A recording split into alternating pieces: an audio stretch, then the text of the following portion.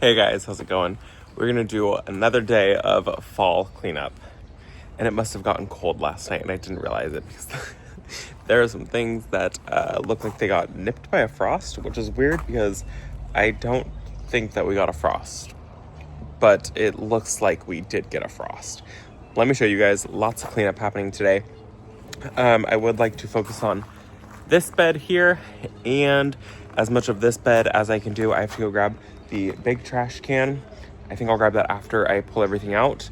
We're gonna pull out some gombrina, which I pulled out yesterday. We're also gonna pull out some salvia. I'm also going to take out the cleome right here. This cleome specifically has really flopped, and I want to see if I get fall color on my ginkgo that's right here. And if I do get fall color on my ginkgo, I want to be able to see it. Whereas right now it's kind of like tucked into the cleome because the cleome has just continued to flop. Cleome, fabulous annual. I will be growing this again next year.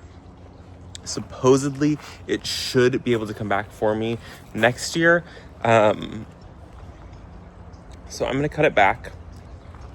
We'll see if I end up transplanting it. I'm not going to hold my breath on it coming back for me next year. I wouldn't be fine. I would be totally fine just starting over. Wouldn't bug me one bit. So let me turn the camera around, show you guys what we're going to do today. And it is the very, very end of the day. So we'll see how much light I have. It's going to be interesting. I'm trying to get out here when the shadows aren't so harsh because the shadows are so long in the middle of the day. So I either have to get out here very, very first thing in the morning, or I have to get out here towards the end of the day right now. So the plan for today, this is cleome. This is all going to come out. It's just an annual. It's supposed to be maybe a perennial in our area. I have a bunch of perennials that I also need to cut back. I've got some bluebeard in here that I do need to cut back. I wasn't the biggest fan of those bluebeards. That was the Beyond Midnight Coreopsis, I think is what it was. Not the biggest fan of that one. This dahlia needs to come out, but I am still seeing bees on it, so I might try to leave it, but it's covered in powdery mildew. I don't plan on saving the tubers on that one. That's one that I started from seed. Didn't love it. Gombrina, this is definitely coming out today. I really want to get on this because it does have a bunch of Bermuda grass in here, and the longer I leave it in there, the longer the roots will continue to be able to grow from it. And then I also have some petunias that we are going to pull. So 3 big things that are coming out today. It'll be interesting to see what this bed looks like because I haven't seen it empty since the beginning of the year. And then we'll talk about this bed when we get to it. But I do have a lot of stuff. I mean, this bed is basically going to be a start over bed. I would like to really, truly start over with everything in this bed. So I'm just going to grab my gloves and my pruners really quick, and then we're going to get to work. I gotta find my gloves though. Not exactly sure where I put them. We'll see how that goes.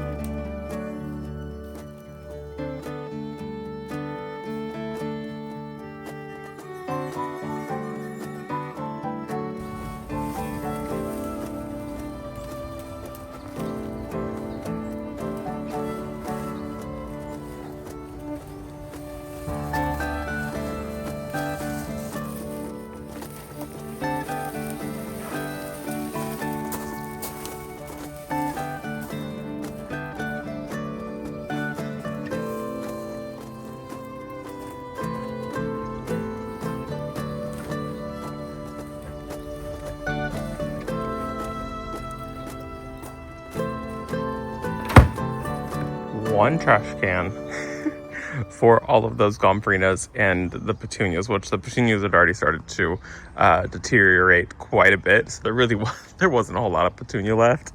It's just funny that this entire trash can, minus there was stuff in here, so like 3/4 of this trash can is the gomphrenea. I thought I was gonna have so much more room in there. Thought I was gonna have room to take out the cleome. I'm not gonna have room to take out the cleome. So that is what it's gonna be.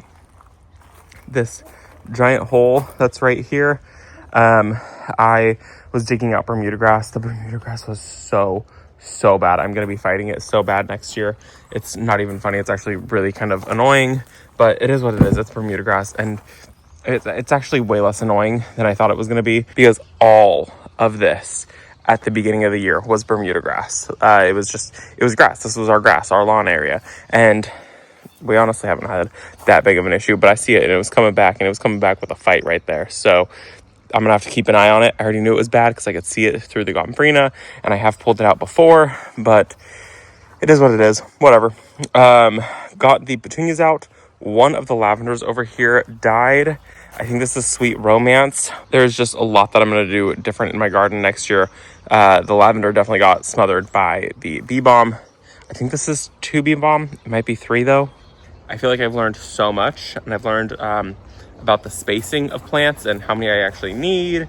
And I feel like I've learned a lot this year, which makes me kind of excited for next year. Actually makes me really excited for next year. It means that I know how many plants of things that I need, what I don't need, yada, yada, yada, things like that. So I guess I'm not going to be taking out the cleome today. It still looks good. It's just starting to encroach on my, I almost called it a gomphrenea, on my ginkgo. And so when my yard waste gets picked up, which our yard waste only gets picked up every other week, so that's kind of the bummer. That's why we have 2 cans. When that gets picked up, then I will go ahead and I will do some more clean up in the garden. I think what I'm going to do now is just blow this area. Look at how much, you can see where it's dark. That's how far out it was sticking. I mean, you can see there's the bed right there, and that's how far out it is. That's how far out the bee balm even is. It's kind of crazy. Everything, I mean, this is really rich soil. This is like creme de la creme soil. I picked the like mid top tier soil for this area because I wanted everything to grow really well. A lot of things grew really well. Some things I think might have been a little too rich, like my lavender. I saw them struggling a good amount of the time, so I think I'll end up moving those, put those somewhere where I've got some more crummy soil, and honestly somewhere where they're going to get a little bit more sun. They get full sun there, but then they also get like dappled sun. I think they would do better over in this side of the bed. Let's blow off that area, and then we'll see how much time we have left in the day. The sun is setting.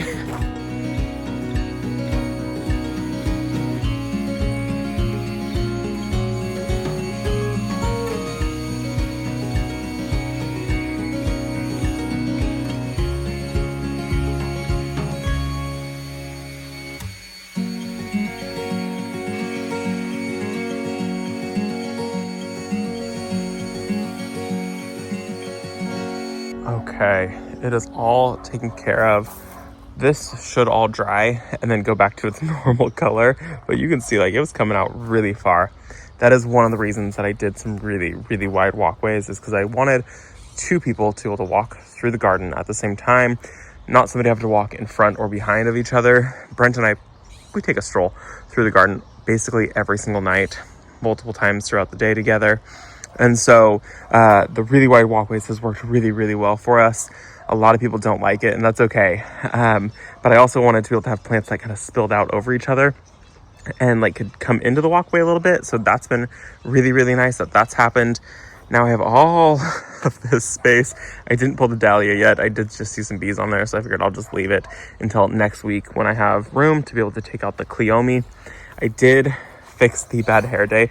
It was all kind of being pushed over because of everything, but look at this. You can see it wasn't getting any light, and because it wasn't getting any light, it wasn't able to like photosynthesize, and so it turned this like yellowy white color. So cool. Give it a couple days, and once it starts to be able to photosynthesize, it'll all go back to a green color. But I just thought that was really cool how bright that is in person. It's literally like, it looks like a spotlight in the middle of it. It's really pretty.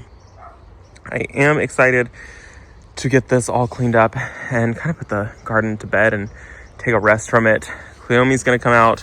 I think I'm gonna take out the Dusty Miller in here. And then this fall, I really want to work on getting some landscape lighting done. I'm thinking about investing into some landscape lighting that's more permanent instead of solar. We have some solar. The really cheap ones tend to not work, but some of the really expensive ones, they work really, really well. But I'm afraid that in some of the area where I would want some of the solar lights, that they won't get enough sunlight to produce light, if that makes sense. If I do go the route of solar, I'll end up using the hose link ones. We have them in the front yard. They're so nice because you walk past them and the lights turn on. They always have like a light on at nighttime, but then when you walk, like get close to them, they've got a motion sensor thing, and so they get really bright, which has been really, really nice because we don't have much lighting up at our front area. So I love those, but I am afraid like where I want them in like this area back here on the back side, they wouldn't really get enough light, or like on this bed right here, on this side of the bed right here, they wouldn't get enough sunlight to be able to be bright. So I'm thinking possibly going in with like landscape lighting that's permanent, that's plugged in. We have some in our garden. You can actually see one right there. It lights up the lemon cypress. That's something I would like to work on this year. I think I didn't really do a whole lot today because I didn't, but it's okay. It's slow gardening in the fall time. Cleanup, I am always so slow with fall cleanup. I think I need to figure out a compost pile, maybe behind the birch trees or something. I don't know, but I do think I need to figure something out for compost now that we have so much more garden space. 2 yard waste bins is not enough for sure. So got a lot more to clean up. Some things will wait till springtime. Some things I'm gonna wait till the middle of winter. Let me just kind of show you around the garden right now. So in this front bed right here, I've got the rose. That'll need to get cut back pretty hard. This is Queen of Sweden, and it is not supposed to be that tall. It's always gotten really tall for me. It's only supposed to get like 3 feet tall or something like that. Beautiful rose, but the rose petals, like they face upwards. And so when it's this tall, you don't see the rose. When it's at its normal like height, you do see the roses, but it does this. So that's gonna get a hard cut back. The lavender's gonna get transplanted this year. The oregano I've liked, but I haven't loved it with over here, the nepeta. It's a little bit too much of the same green color, and I do like the nepeta better. So nepeta, I'm gonna probably transplant 2 of those and keep 3 of them here because they get so big. Lemon Perfection, fabulous, I love it. But we'll move 2 of them somewhere else.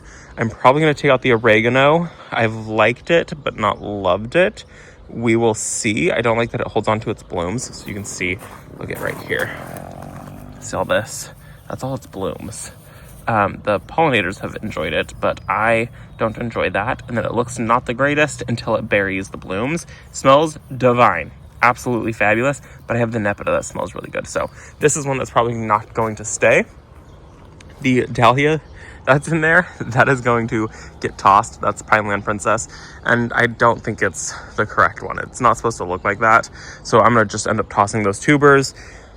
The Dusty Miller in here, it's been fabulous. I don't think I want this much Dusty Miller in my garden. I've got a huge pile of it. I mean, not a pile, a huge plant over that way. I think that it'll be best to just not have this much because I also have it in the bed behind me. I don't know. Cleome's gonna come out. And then over here, I have, these are the meant to be nectarine agastachy, I think is what it's called. Really beautiful when they're actually blooming and they look good. I have some other ones. I didn't love them when I planted them. They got planted in the middle of summer. They are the ones that are right here. Now that it's cooled down a little bit and not so intense, they look a lot happier. And then I do think I'm gonna move this hibiscus anywhere else next year. It looks like this for a good chunk of the time. It takes a really long time for it to come up. And so I think I need something that has better structure and maybe better blooms, better, I don't know, anything rather than this.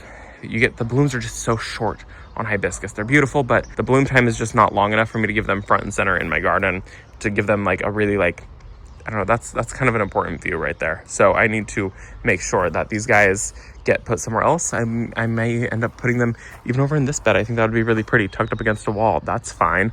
But this is just too much real estate for these guys. So I'm gonna close up the greenhouse for the evening.